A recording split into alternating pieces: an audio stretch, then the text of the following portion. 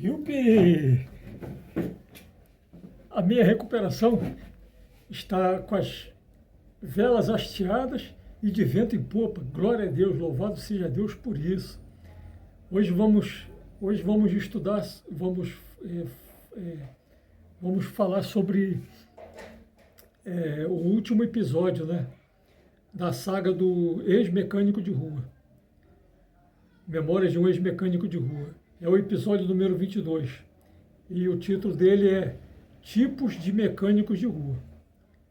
Existem vários tipos de mecânicos de rua, mas infelizmente a maioria deles são desonestos. Conheci vários deles, como por exemplo o Falcon, que tinha esse apelido porque ele tinha uma barba curta, mas cerrada, lembrando muito aqueles bonecos que namoravam as bonecas Barbie. Quem lembra? Ele era baixo e vivia na Praça do Pedágio da Ponte Rio-Niterói, no meio dos chapas. Para quem não sabe, os chapas são ajudantes de caminhão autônomos que ficam em pontos estratégicos na estrada, onde passam muitos caminhões vindo de outros estados. E esses chapas fazem sinal para os caminhoneiros que param e pedem para eles instruções de como chegar a determinada empresa. Então, um ou dois chapas entram no caminhão, ensinando o caminhoneiro a chegar até lá, pois nessa época não existiam celulares e nem GPS. Os chapas também descarregavam e carregavam caminhões e cobravam, obviamente, por tudo isso. Esse Falcon era um cara estratégico, pois ele se misturava no meio dos chapas e acabava pagando bebidas e drogas para eles. E eles, em troca, arrumavam sempre algum carro enguiçado para ele consertar, dando para eles a devida comissão, é lógico.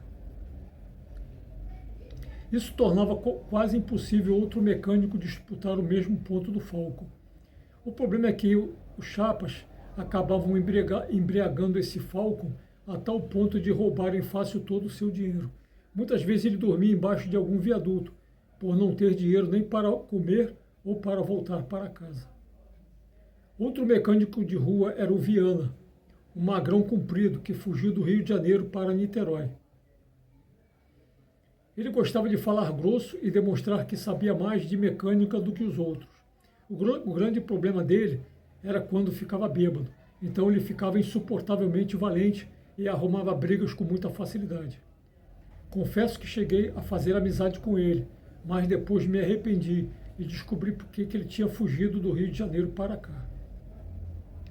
Outro mecânico de rua que, apesar de conversarmos muito, não consigo me lembrar do seu nome, por isso vou chamá-lo de Negão.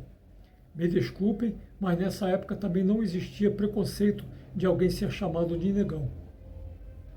E espero que ninguém me leve a mal, né? Ele tinha uma bicicleta velha e amarrada no bagageiro uma mala de ferramentas. Ele usava sempre um macacão azul ou preto e parava lá na Praça do Moinho, onde ficávamos horas conversando. Ele zoava muito comigo, dizendo que eu não sabia cobrar pelos serviços, ou seja, que eu ia direto nos defeitos dos carros, em vez de enrolar bastante para poder cobrar mais. Mas ele sempre reclamava que a corrente da bicicleta dele vivia soltando. Então eu zoava com ele também, perguntando como é que pode um mecânico, com todas as ferramentas, deixar isso acontecer. Ele tentava se justificar, dizendo que em casa de ferreiro o espeto é de pau, pois ele não tinha paciência de mexer na própria bicicleta e que, além do mais, gostava de comer bem, pois quando estava indo para casa, parava num barzinho pelo caminho e pedia um lanche reforçado, acompanhado com uma cervejinha, várias cervejinhas estupidamente geladas. E por isso nunca tinha dinheiro para comprar a corrente.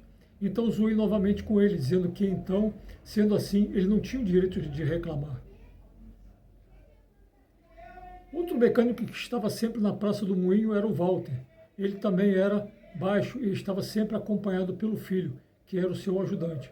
Ele tinha um fusquinha bastante velho, mas que estava sempre rodando, e tirou o banco traseiro para encher de ferramentas, peças e acessórios. Todos os carros que esse Walter pegava enguiçado ficavam o dia inteiro mais enrolando do que consertando para poder cobrar mais. Outro mecânico que também não lembro o nome tinha o cabelo grande e encaracolado. Por isso eu o chamava de Roberto Carlos, pois nessa época o cantor Roberto Carlos usava um cabelo assim. Ele andava sempre de bicicleta com uma mala de ferramentas presa no bagageiro. Ele estava sempre com um sorriso debochado e demonstrava conhecer bastante as mecânicas em geral. Ele gostava de dar lição de moral nas pessoas e dizer que conhecia mais de mecânica do que todos. Não convivi o suficiente com ele para saber se ele era desonesto, mas vivia dando lição de moral em todo mundo. Tinha também um outro camarada de cabelos e barbas brancas. Esse coitado não entendia nada de mecânica e muitas vezes acabava estragando mais ainda os carros que ele ia consertar. Ele era um curioso metido a mecânico e são pessoas assim que estragam a reputação de quem trabalha honestamente. Uma vez parei num carro de capô aberto na subida da ponte e quando vi, era ele que estava tentando consertar aquele carro. Perguntei se ele queria ajuda, afinal de contas, ele poderia estragar mais ainda aquele carro e nós dois juntos poderíamos fazer um conserto melhor e cobrar mais por isso. E como era ele que tinha pego o serviço, dividiríamos o dinheiro em partes iguais. Mas ele debochou de mim, recusando dividir o serviço comigo e me mandando ir embora. Então abri o jogo com o dono do carro, dizendo que ele não era mecânico coisa nenhuma e que iria estragar mais ainda o carro. Ele pegou uma chave de roda para me bater, mas foi impedido pelo dono do carro. Foi embora antes que ele tentasse outra covardia comigo. Dias depois eu estava indo de moto para Niterói, quando ao passar por baixo do viaduto da ponte, vi um pedaço enorme de ferro batendo no chão, ao meu lado. Então pensei comigo mesmo. Esse pedaço de ferro foi atirado por alguém de propósito para me atingir. Parei a moto e vi esse mesmo cabecinha branca em cima do viaduto correndo e se escondendo. Pensei até em ir atrás dele, mas depois achei melhor deixar para lá.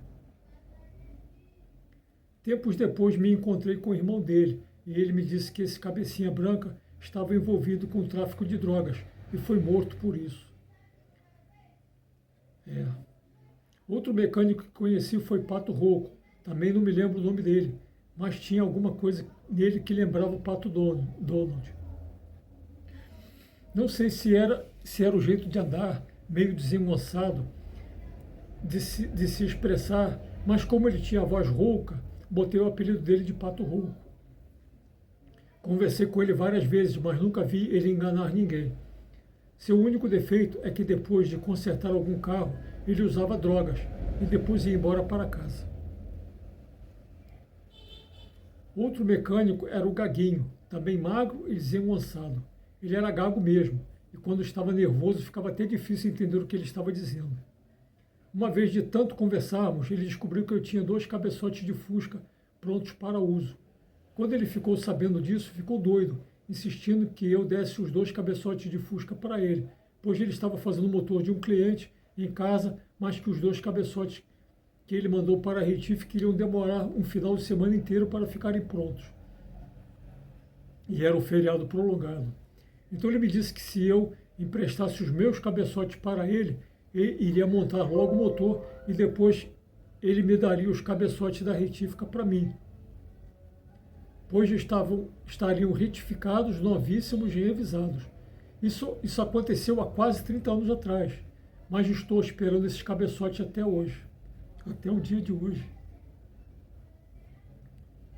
Também conheci o Roxo, um boa praça barbudo e brincalhão, que já havia sido dono de uma oficina mecânica no centro de Niterói. Era uma oficina que tinha até telefone, numa época que somente as grandes empresas ou pessoas ricas possuíam telefone. Esse Roxo tinha essa oficina muito bem estruturada, mas a esposa dele o traiu e ele ficou tão desgostoso que vendeu tudo barato e se entregou à bebida. Esse Roxo vivia contando piadas e sempre rindo, talvez para esconder essa tristeza na sua vida. Até fizemos amizade, mas ele ficava transtornado quando bebia. Era um bom mecânico e um bom sujeito, mas estava quase sempre bêbado. Outro mecânico de rua que vale a pena mencionar é um tal de Índio. Ele não tinha cara de índio, mas todo mundo só chamava ele assim. Ele tinha um cabelo comprido, sempre preso num rabo de cavalo. Ele era muito bom de conversa, mas não era flor que se cheire. Pois um dia ele pegou uma Kombi semi-nova com embreagem ruim para consertar, lá na Praça do Moinho. Então ele teve que tirar o motor completo para poder trocar o kit de embreagem.